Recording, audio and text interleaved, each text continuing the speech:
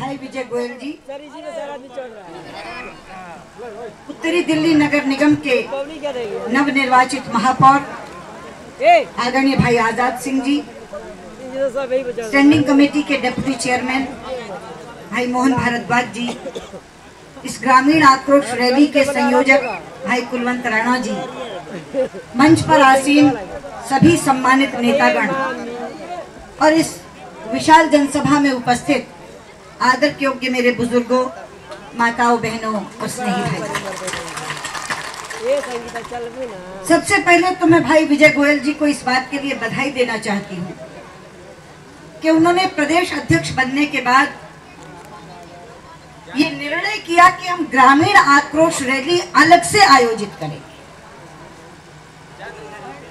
क्योंकि गांव की समस्याएं अलग हैं, गांवों की चिंताएं भी अलग हैं और गांवों की समस्याओं के समाधान भी अलग हैं। जब शहर में कोई सभा होती है और वहां दोनों तरह के मुद्दे रखे जाते हैं तो सब कुछ गड्ढमड्ढ हो जाता है और गांवों की समस्याएं गौण हो जाती है। शहर के आदमी को पीने के लिए पानी चाहिए और गांव के आदमी को खेती के लिए भी पानी चाहिए।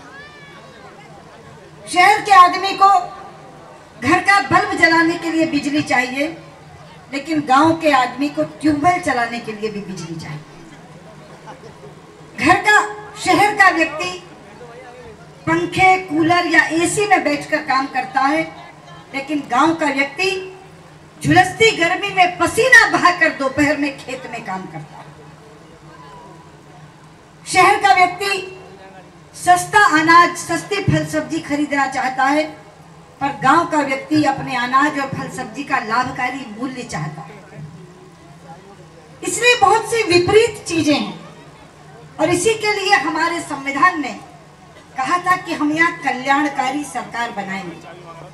कल्याणकारी सरकार का मतलब है जो सरकार किसान से महंगा खरीदे पर उपभोक्ता को सस्ता खिलाए और बीच का अंतर सरकारी खजाने से पैदा करे। लेकिन हो रहा है उल्टा, सरकार किसान से सस्ता खरीद रही है, उपभोक्ता को महंगा खिला रही है और बीच में मुनाफा कमा रही है। जिस सरकार को कल्याणकारी होना चाहिए था वो सरकार मुनाफाखोर सरकार है। इसलिए मैंने कहा कि समस्याएं बिल्कुल अलग हैं। भूमि अधिग्रहण कानून शहर को प्रभावित नहीं करता। भूमि अधिग्रहण कानून का 95% हिस्सा गांव को प्रभावित करता। अभी श्री ताराचंद बंसल जी के निर्देश पर भाई मुकेश मान मुझे लेने के लिए गए थे मेरे निवास पर। रास्ते में मैंने उनसे बात की और पूछा कि इस भूमि अधिग्रहण कानून के बारे में नरेला गांव देहात के लोग क्या कहते हैं, आप देहात में घूमते हो, क्या हवा है? उन्होंने कहा कि वो चाहते हैं कि बाजार के रेट पर उन्हें मुआवजा मुहैया कराया जाए।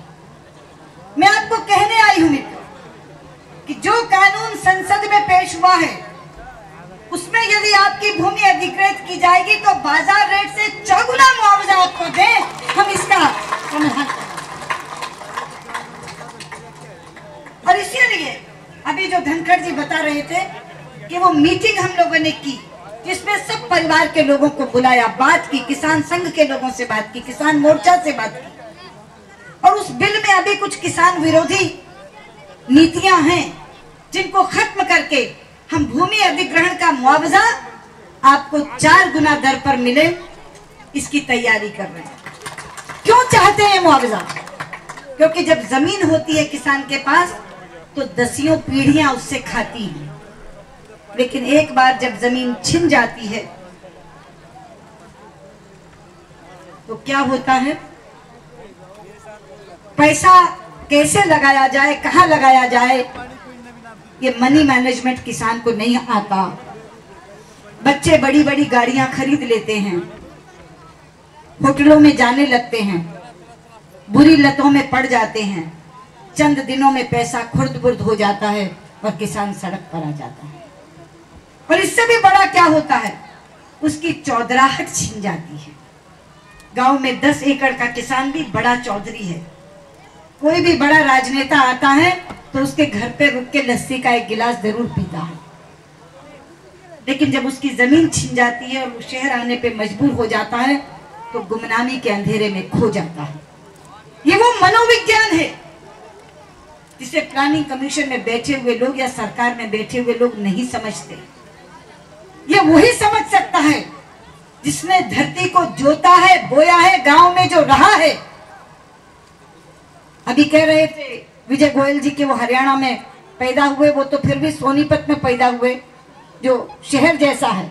मैं तो निपट गांव में पैदा हूं। नारनौल से भी 3 किलोमीटर दूर है मेरा गांव मांडी। मैंने तो हाथ से कुट्टी काटी है, मैंने तो हाथ से सानी की है, मैंने तो हाथ से गोबर थापा है। ये शायद ये लिबास पहनकर आपको लगता होगा कि मैं बहुत शहरी हूं, लेकिन शुद्ध देहात में मेरा बचपन पला है और इसलिए गांव और गरीब की चिंता क्या होती है इससे मैं वाकिफ हूं। ये संसद में खड़े होकर ऐसे नहीं बोल देती, पढ़कर नहीं बोल देती। मैंने उस समस्याओं से जूझी हूं, मुझे उसका दर्द मालूम है, इसलिए वो बात मेरे गले से नहीं निकलती, वो दिल से निकलती है, क्योंकि मैंने पगड़ बांधे हुए चौधरियों को आंसू बहाते देखा है। जमीन बिक गई, जाकर मैंने कहा ताऊ राम राम, क्या हुआ, उदास क्यों बैठे हो? बेटी अकाल पड़ गया। उनका अकाल कहां पड़ गया? पूरे गांव में तो खेती हो रही है, अकाल कहां पड़ गया? ना बेटी, मेरे यहाँ तो 3 साल से अकाल पड़ा। 3 साल से अकाल पड़ा हुआ, आप क्या बेकी बेकी बातें कर रहे हो? बोले बेटा तेरे भाइया ने जमीन बेच दी तो मेरे तो अकाल ही पड़ गया, पैसा सारा खुर्द बुर्द कर दिया। ये पीड़ा कौन जानेगा? ये केवल वो जानेगा जिसकी धरती छिनती है, और जब धरती जाती है तो लगता है जैसे किसी ने मां से बेटे को अलग कर दिया। इसलिए ये विषय हमारे हैं। उन्होंने मुझे कहा, मुकेश जी ने, कि लाल डोरे की बहुत से गांव ऐसे हैं जो अभी लाल डोरे की सीमा जिनमें बढ़ाई नहीं गई। मैंने कहा अंग्रेजों के समय का कानून, अंग्रेजों के समय के कानून से अगर लाल डोरा बढ़ाया नहीं जाएगा तो एक परिवार के 4-4 परिवार हो गए, बच्चे बड़े होकर अलग हो गए, सबको रहने के लिए जगह चाहिए, लेकिन लाल डोरा आकर के खड़ा हो जाता है। और जहां लाल डोरा है भी वहां ये इजाजत नहीं है कि आप अपना गोदाम अपनी जमीन पे बना दें। ये इजाजत नहीं है कि आपका बेटा अगर पढ़ा नहीं है तो एक किराने की दुकान खोल के खड़ा हो जाए, सुबह और शाम की रोटी मुहैया कर ले। आकर के इंस्पेक्टर खड़ा हो जाता है और तोड़ने की धमकी देके कमीशन जेब में डाल करके अपनी जेब गर्म करके चलता बनता है,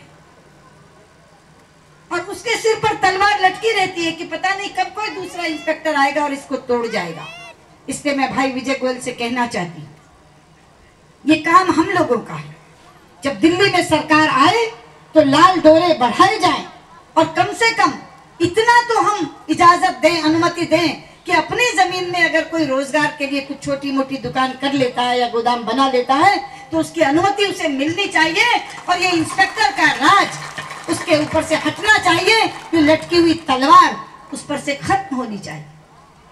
तीसरी बात आई कि दिल्ली लैंड रिफॉर्म्स का धारा 33 और धारा 81 खत्म हो जाए। क्या है धारा 33 और धारा 81? क्योंकि मुझे जानकारी नहीं थी। का धारा 33 है कि 8 स्टैंडर्ड एकड़ अगर भूमि आपके पास है और आप 1 एकड़ बेचना चाहते हैं तो आप बेच नहीं सकते, कानून बना दिया। अब लोग जुगाड़ निकालते हैं, 1 एकड़ जमीन बेचते हैं, 7 की स्टैंप ड्यूटी भरते हैं। क्यों आप लोगों को बेईमान होने की बात करते हैं? इसलिए ये वो कानून है जिनकी हम लोगों को व्याख्या करनी होगी, समीक्षा करनी होगी, और ये वो चीजें हैं जिनके स्थायी निराकरण करने होंगे। लेकिन ये कब होंगे, कैसे होंगे? आज दिल्ली भी कांग्रेस के हाथ में और केंद्र भी कांग्रेस के हाथ में है। भाई प्रवेश वर्मा आपसे झाड़ू का राज मांग रहे थे। प्रवेश भाई, झाड़ू का राज तो दे दिया इन्होंने। यहाँ पे 2 कॉर्पोरेशन के लोग यहाँ से जिता दिए, और पूरी दिल्ली की जो 3 नगर निगम थी, तीनों में भाजपा को जिता दिया। अब तो दिल्ली का राज मांग भाई इनसे, और केंद्र का राज मांग। झाड़ू लगाने के राज से क्या चलेगा? झाड़ू लगाने के राज से कुछ नहीं चलेगा। अब तो इन्हें दिल्ली का राज मांगो, अब इनसे केंद्र का राज मांगो। आपको याद है जब मैं यहाँ आई थी, केशव रानी जी का अभिनंदन समारोह करने के लिए आई थी, तब यहाँ एक बड़ी मांग रखी थी कि मेट्रो जहांगीरपुरी तक आई है लेकिन नरेला तक नहीं आई। तो मैंने कहा था कि मेयर केशव रानी जी इकट्ठे जाएंगे और जाकर के रेल मंत्री से कहेंगे कि मेट्रो यहाँ आए। तब मुझे कहा गया था कि एक हस्ताक्षर अभियान करके हम देंगे। आज मुझे नीलदमन जी ने बताया कि आज यहीं से उस हस्ताक्षर अभियान की शुरुआत होगी। वो हस्ताक्षर अभियान करिए, वो सारे हस्ताक्षर लेकर के हम और नरेला के कुछ प्रतिनिधि साथ जाकर के रेल मंत्री से मिलेंगे, ताकि वो मेट्रो यहाँ जहांगीरपुरी तक न रुके बल्कि नरेला तक आए। ये हमारा आपसे वादा, और इसके लिए जो हमें करना होगा वो प्रयत्न हम करेंगे। ताराचंद बंसल जी ने जो एक इतना बड़ा ज्ञापन दिया, वो पूरा ज्ञापन तो मुझे रास्ते में ही सुना दिया गया था कि पानी की निकासी नहीं है, पानी की निकासी करवा दो, खारा पानी है। संपन्न लोग तो आरओ लगा लेते हैं, लेकिन गरीब आदमी क्या करे? अनधिकृत कॉलोनियों को नियमित किया जाए, वहाँ भी पानी और बिजली की व्यवस्था की जाए। इसलिए आपका यहाँ पढ़ने से पहले ताराचंद जी पूरे का पूरा मैंने सुन लिया था। वो तो आपने भाई विजय गोयल जी को दिया ही है, लेकिन मैं आपसे यही कहना चाहती हूँ कि मांग पत्र तो देते हो इतना बड़ा और ताकत देते हो इतनी सी, इन दोनों में तालमेल क्या है? तो ताकत दोगे और कहोगे कि कानून बदलो, झाड़ू लगाने की ताकत दोगे और कहोगे भूमि का मुआवजा दिलवाओ। तो भाई झाड़ू लगाने वाला तो सफाई करवा सकता, कचरा उठवा देगा, ज्यादा से ज्यादा आपका सफाई करवा देगा। अगर कानून बदलवाना चाहते हो, अगर लाल डोरे बढ़वाना चाहते हो, अगर भूमि अधिग्रहण में मुआवजा बढ़वाना चाहते हो, अगर मेट्रो लाना चाहते हो, तो राज की ताकत चाहिए, राज की। और आपके दरवाजे पर दस्तक देने आ रहा है चुनाव। अभी नवंबर में, अक्टूबर नवंबर में चुनाव होगा विधानसभा का, और कौन जाने जिस रास्ते ये सरकार जा रही है, लोकसभा का चुनाव भी साथ हो जाने की संभावना है। क्योंकि जिन 4 पायों पे ये सरकार खड़ी थी, उसमें से 2 पाए टूट चुके हैं। डीएमके ने समर्थन वापस ले लिया, तृणमूल कांग्रेस ने, ममता बनर्जी ने भी समर्थन वापस ले लिया, और जो 2 पाए बचे हैं उनकी तो भगवान ही जानता है। वो सुबह कुछ कहते हैं और शाम कुछ कहते हैं। हर दिन तो ये कह देते हैं कि चुनाव जल्दी होंगे, और दूसरी वाक्य में कह देते हैं कि हम समर्थन वापस नहीं ले रहे हैं। वो कब समर्थन वापस ले लेंगे? उसमें से एक पाया ढहा और ये सरकार गई। तो वो चुनाव भी साथ हो सकते हैं, तैयारी उसके भी साथ रखो। लेकिन कहते हैं बकरे की माँ कब तक खैर मनाएगी? अगर घिसट के चल भी गई तो और 6 महीने, अप्रैल 2014 में तो वैसे ही होने हैं चुनाव। तो ज्यादा से ज्यादा 1 बरस की मार है, 6 महीने में विधानसभा और अगले 6 महीने में लोकसभा, और हो सकता है कि आपका पिंड 1-6 महीने में दोनों से ही छूट जाए। मगर कब छूटेगा? जब आप खड़े होंगे। यहाँ तीनों की तीनों सीटें आपने कांग्रेस को दे रखी हैं।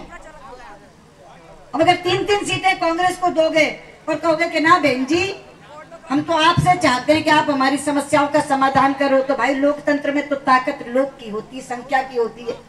राज करेगी शीला दीक्षित और समाधान करेगी सुषमा स्वराज, ये कैसे हो सकता है? तो राज छीनो उनसे, और इधर 2 आएंगे आपके दरवाजे पर उस समय भी। लेकिन आज ही अपील करना चाहती हूँ कि मन बनाओ, और मन बना करके भारतीय जनता पार्टी को दिल्ली का राज भी देंगे और नई दिल्ली का राज भी देंगे, केंद्र का राज भी देंगे। ये मन बनाओ। तो मैं आपसे कहना चाहती हूँ, जैसे अभी मास्टर आजाद सिंह जी को हमने महापौर बनाया, वो बता रहे 3 दिन उन्हें बने हुए हैं, सुबह से शाम तक वो गांव का दौरा कर रहे हैं। क्यों? क्योंकि दर्द है। तो भारतीय जनता पार्टी में मंच की तरफ भी देखो, वो लोग बैठे हैं जिन्हें दर्द है, जिन्हें पीड़ा है, जो वाबस्ता है आपसे, जो जानते हैं आपके दर्द को और उसका निराकरण मन से करना चाहते हैं। इसलिए मेरा आपसे अपील है कि झाड़ू देने का राज तो दे दिया, मगर दिल्ली और नई दिल्ली का राज हमें दे दो, तो आपकी इन सारी समस्याओं का समाधान हम करेंगे। बहुत बहुत धन्यवाद। नमस्कार।